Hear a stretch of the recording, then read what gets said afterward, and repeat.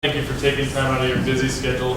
We as coaches are so limited on time to train, get educated. It's a great luxury to have Director of USU Soccer, Director of Coaching of USU Soccer, Sam Snow, with us tonight. He made the travel up. He's also going to be down at the Utah Youth Soccer Association annual general meeting, doing some workshops and clinics down there.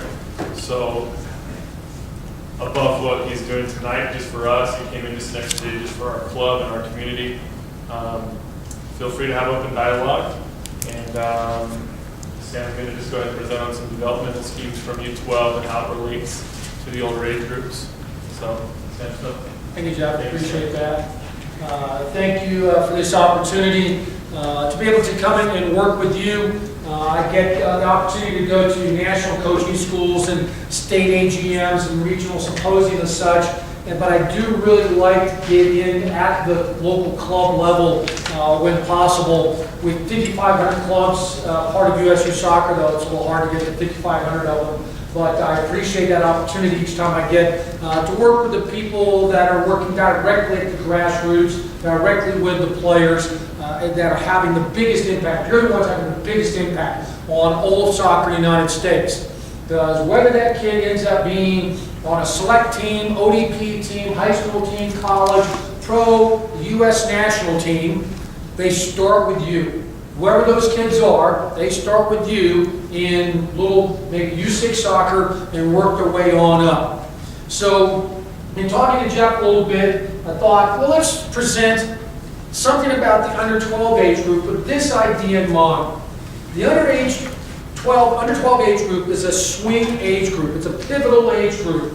It's pivotal both biologically and sociologically at the change from childhood into puberty, moving later on into adolescence. There's big changes going on socially, emotionally for this age group as a part of puberty. And this is reflected also in what we're doing with them in their soccer. It's an age group that there's still a lot of discussion with different soccer groups across the country as to what's the playing numbers with this age group. What type of a soccer environment should they have? So that's a basis of what I thought we'd kind of get into a little bit, because from this we can discuss a little bit about, well, if they're playing in this environment under 12, what happened in under 10, under 8, under 6 that gets them here? And then what about this environment has this foundation and impact upon what's going to happen for them at under 14 and then to a different degree under 16 and under 19 as they progress through youth soccer. So one of the things that US Soccer and USU Soccer and a whole bunch of the state associations advocate is that at under 12 we play less than 11 aside. So there's a little bit of discussion about the numbers, but here's what we've been working on, USU Soccer and the 55 state associations for the last 10 years or so, is that this age group plays 8 aside. Now, let me give you a little bit of background as to why we're advocating that pre-teen players, U6, U8, U10, U12, play less than 11 aside soccer. There's a number of things that we've evolved over typically the last 35, 40 years of youth soccer kind of getting going and exploding in the 70s and the skyrocket soccer boom that occurred in the 70s and 80s. Well, being around at the time, I was watching in the late 70s, early 80s, under 8 soccer, which then was the youngest age group that we had. And we were playing 11 aside on a full-size pitch, that is 110 yards long by 65, 70 yards wide, with a size 5 ball and full regulation goal, 8 feet high by 24 feet wide. The only thing we weren't doing, thank God, was playing 90-minute matches. Right? We were at least smart enough to go, there's 7, they can't play 45-minute halves and all of that. But if you were that little 7, 8-year-old goalkeeper, while the game was at the other end of the field, you needed binoculars to see the game. And it was no wonder that that child lost his or her attention to what was going on and started playing the dirt, because the game was literally 100 yards away, which for a 7 or 8-year-old is the next neighborhood. So we were trying our best, thinking that, well, it's It's the game. That is the game. When we looked at the FIFA laws of the game, we said, oh, well, it's 11-a-side, and here's what the field dimensions are, and da-da-da-da-da. Not fully comprehending at the time the negative impact that had upon player development. Because for a child that young, or even in the under 10 age group, playing on a full-size field, and still today, even for the under 12s, playing on that full-size field, one of the things that they have to do in order to literally get from one end to the other is to basically play a big kickball game. So who started to dominate the games and what coaches look for? Well, they look for the kid who had a big kick. Right? Doesn't necessarily mean that was any soccer skill. They just had some oomph in their leg and they could wall the ball down the field. It might have been a Scud missile pass. Nobody knew where it was going to land, you know, kind of a thing. But the kid could whack a ball down the field. Well, that was important when the field was 110 yards long. And we just got into, and we still have, as a consequence of that seed, that foundation, we still have predominantly as our style of play is largely kick and run. What is the number one tactic that you see most youth teams use when they're on the attack? What's their number one tactic that they use to get themselves downfield for a shot on goal?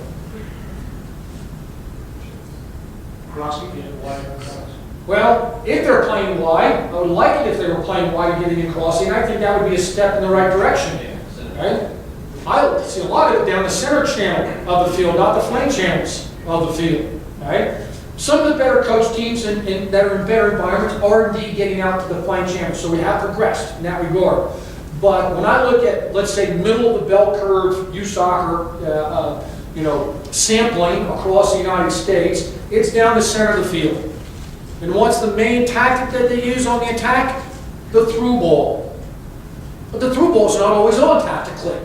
There's three things that have to be happening at the same time tactically for the through ball to be on as a means to getting behind the defense and penetrate towards goal. But no, we use the through ball because it's basically a kick and run approach to playing. Right? You hear it around the fields when kids get the ball in these preteen age groups. Most of the adults around the field are yelling, "Boo it." Something to that effect. Right? A boo it. Okay? That also contributes to a predominantly kick and run style of play. It's no wonder that most of our college coaches, to find a player that can play with his or her back to the goal, has to get a foreigner. Because most of our kids don't know how to play with their back to goal. They only know how to be in the starting blocks, getting ready to the big through ball and run downfield after the ball. Okay? There's a number of factors that go into how we have evolved into that more or less style of play. But one of those factors is putting kids on a field that's geographically yardage too big, too soon. Too soon in their physiological development, too soon in their technical development to strike a long ball accurately, and then tactically too soon as to, well, when is that long ball on, and when is the shorter pass in order tactically? So we advocate that in order for children to learn how to play the adult game of soccer, understanding first that the sport of soccer was designed by adults in the 1860s, by adults for adults to play. It's an adult sport. It's not a child's game. Never has been, never will be. It's an adult game. When you're looking at the FIFA laws of the game and playing 11-a-side. But here's one of the things that we missed in regards to the FIFA laws of the game. That we kind of looked through the pages a little bit more closely and realized. When you look at the FIFA laws of the game, 30 years ago and still today, on page 3, it's almost always on page 3, it lists what are the modifications that are allowed. And it says, modifications are allowed for senior soccer, that is over the age of 35, and for junior soccer, which by FIFA means 16 and younger. Look, page 3, it's in there. Go download it tonight off of the FIFA website, the laws of the game. Right? And it says, for 16 and younger, which FIFA considers to be junior soccer, you're allowed to make modifications within the length of play. The size of the ball, the size of the goal, the size of the field. The only thing that interestingly doesn't put in there that we do and have done always is substitution, modification. Okay? But I think we have substitution by and large right for the majority of our players to allow multiple substitution. I think with 16 and older at a select level play, we should have limited substitution for 16 and older in a select environment. Okay? That should be no re-entry perhaps or something along those lines, and then eventually get to what we have in ODP, which is no re-entry, because we're getting ready for international competition. So understanding that the laws of the game actually do allow us to modify the rules for these younger players, we tackled the under 12 and younger age groups. So 7 years ago, the 55 State Association Technical Directors and the SDIs, the State Directors of Instruction, those are the referees that are in charge of the referee courses. We got them all together in one place in Dallas, from all over the country. And we spent a weekend writing out and working out these modified laws of the game for under 6, under 8, under 10, under 12. And those are up on the USU Soccer website now. And part of it developmentally for the players that we look at is we're saying we have to take with these, particularly these preteen players, we have to take a stair-step approach to developing the kids into the adult game of soccer. We have to take a stair-step approach in developing them academically towards college level academics. We have to take a stair-step approach towards developing them athletically towards this highly athletic adult game of 11-a-side soccer on full pitch. So we modified all of these things. Size of the field, length of play, size of the ball, number of players out on the field, as well as the with under 6 and under 8 having quarters instead of halves. A lot of that having to do with their attention capacity. So we looked at the number of players out on the field. And why did we modify that? Well, at under 6, we were advocating 3 versus 3. Now, the truth be known about 5-year-olds is it would be best if it was 1 versus 1. Because these 3 kids on the same U16 don't really care that he's their teammate and he has the ball. He's their teammate and he has the ball. Those 2 buddies will take it from him, okay, at under 6. They don't care that he's wearing the same shirt. They care about getting the toy, okay? Because the stupid grown-ups gave 6 kids 1 toy to play with.